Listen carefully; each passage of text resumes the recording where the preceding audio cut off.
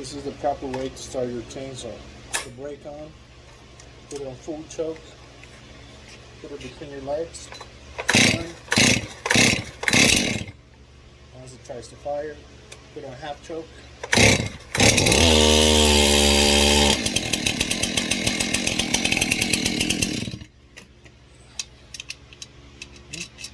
Somebody didn't tighten all the nuts. That's one way to start it. The other way to start it is